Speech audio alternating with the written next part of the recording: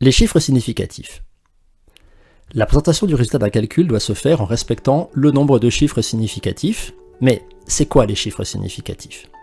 Il faut savoir que les chiffres significatifs d'un nombre donné sont les chiffres présents dans le terme A lorsque le nombre est exprimé sous la forme A fois 10 puissance n, c'est-à-dire sous forme d'écriture scientifique. Prenons 4 nombres. Dans le cas de 20, en écriture scientifique, on va écrire 2,0 fois 10 puissance 1. On a ici deux chiffres significatifs. Pour 0,047 qui donne 4,7 fois 10 puissance moins 2, on a deux chiffres significatifs. Pour 100,010, on va obtenir 6 chiffres, et pour 3,00 fois 10 puissance 8, on aura 3 chiffres. Voici une astuce. On peut trouver le nombre de chiffres significatifs sans passer par l'écriture scientifique. Il suffit de retenir cette simple phrase « Les zéros après comptent, les zéros avant ne comptent pas ». Ainsi, pour 50, on a deux chiffres significatifs parce qu'après le 5, il y a un 0, pointé par la flèche verte, un 0 qui va compter. Pour 0,50, on a deux chiffres significatifs au final, parce qu'après le 5, on a donc un 0 pointé par la flèche verte qui compte, mais le 0 avant le 5, pointé par la flèche rouge, est un 0 qui ne compte pas.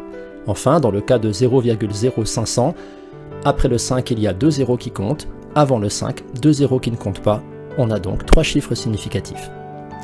Je vous laisse vous entraîner, si vous voulez, vous pouvez bloquer la vidéo pour répondre à la question suivante, trouver les nombres de chiffres significatifs dans les différents cas. Voici la réponse. Pour 77, on a deux chiffres significatifs. Pour 400, trois chiffres significatifs. Pour 400,0, quatre chiffres significatifs. Pour 0,033, deux chiffres significatifs.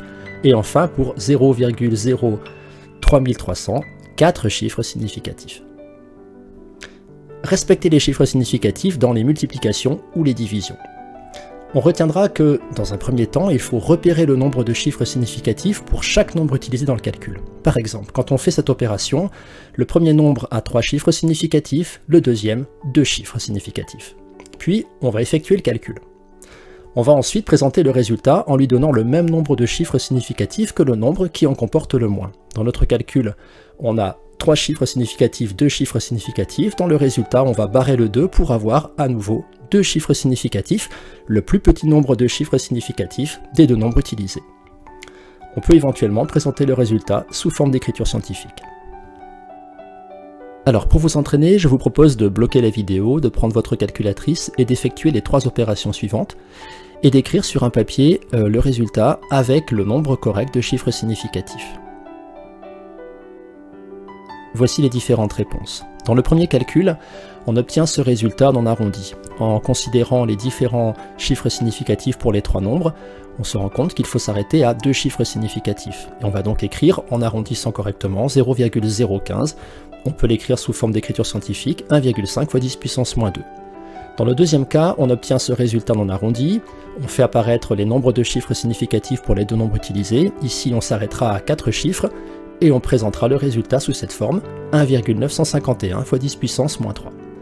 Dans le dernier cas, on obtient ce résultat en arrondi, on a 3 chiffres significatifs pour le premier nombre, 4 pour le deuxième, on s'arrête donc à 3 chiffres, et on va donc écrire 1,50 fois 10 puissance moins 10. Remarque, si le calcul comporte des résultats intermédiaires, il faut garder tous les chiffres pour les calculs qui vont utiliser ces résultats intermédiaires. Par contre, on va présenter le résultat final avec les chiffres significatifs corrects.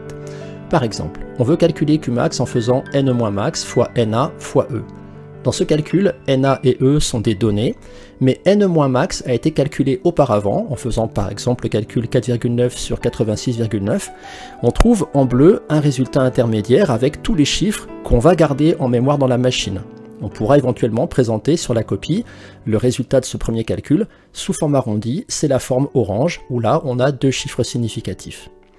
Quand on va écrire sur la feuille le calcul à réaliser, on va écrire que Qmax est égal à 0,056 fois les deux autres données. On présentera ici la valeur de n-max sous forme arrondie avec les bons nombres de chiffres significatifs. Mais, à la calculatrice, c'est bien la valeur du résultat intermédiaire qu'on va utiliser. À la fin, on pourra présenter, quand on regarde le nombre de chiffres significatifs des nombres utilisés, le résultat arrondi à 2 chiffres significatifs. Respectez les chiffres significatifs dans l'addition ou la soustraction.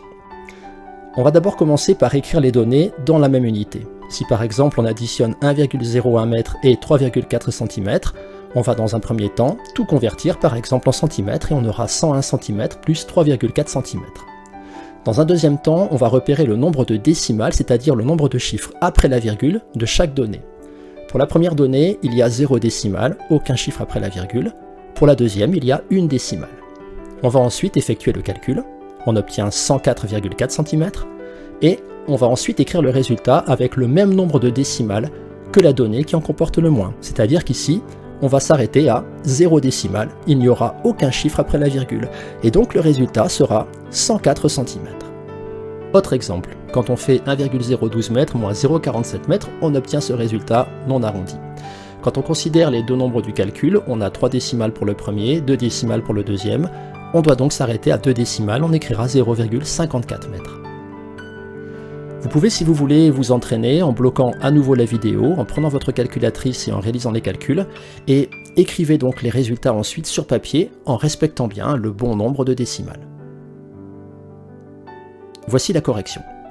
Dans le premier cas, on obtient ce résultat non arrondi. Parmi les deux nombres qu'on utilise, voici celui qui a le plus petit nombre de décimales, 3 décimales. On va donc s'arrêter à 3 décimales pour le résultat, et on va arrondir à 0,538 secondes. Dans le deuxième cas, voici le résultat du calcul, et voici le nombre qui a le plus petit nombre de décimales, ici 2 décimales. On s'arrête donc à 2 décimales, on écrit 63,77 grammes. Dans le troisième cas, il faut bien sûr d'abord mettre les deux grandeurs dans la même unité, ici par exemple les kilojoules. On effectue le calcul, et on réalise que la grandeur qui a le plus petit nombre de décimales dans les mêmes unités, c'est celle qui en a 3. On va donc écrire le résultat, avec 3 décimales, on aura donc 0,559 kJ. Voilà, c'est terminé, alors je vous dis à très bientôt pour une nouvelle vidéo.